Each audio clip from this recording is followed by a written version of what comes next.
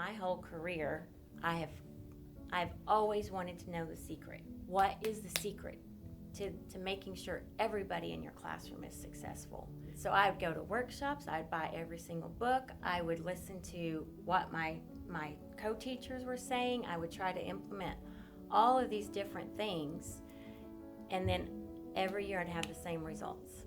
Last year when we started RBL, it was difficult, but I kept thinking, this is what they mean by working smarter, not harder. When I started embracing that and started giving the ownership to the student, I started realizing that sometimes they are their strongest motivator and they are their best teacher, and there are other students in this classroom that can help me out.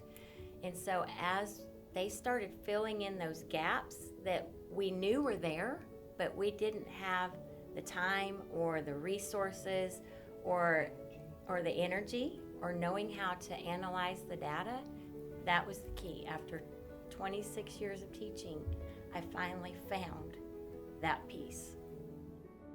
What we're going to do with this data is we're going to use it to help us make the decisions for these two squares in the future. And we'll make sure we have activities ready for you to make sure you're getting practice with that.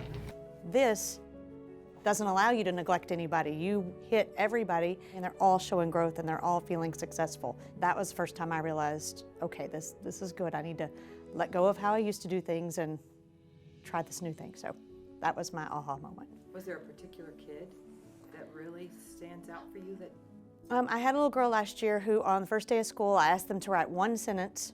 She refused to write anything. She just broke down into this hysterical crying, and she had this wall of she can't write.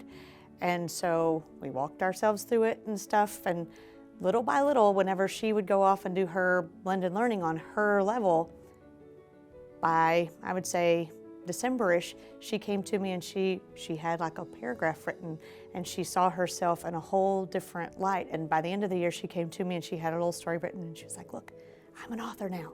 So that was the moment, you know, that just kind of sealed it. Don't just read to the end of the line, read to the punctuation, okay? So work on accuracy on those, and then just work on your phrasing, okay? Are you good?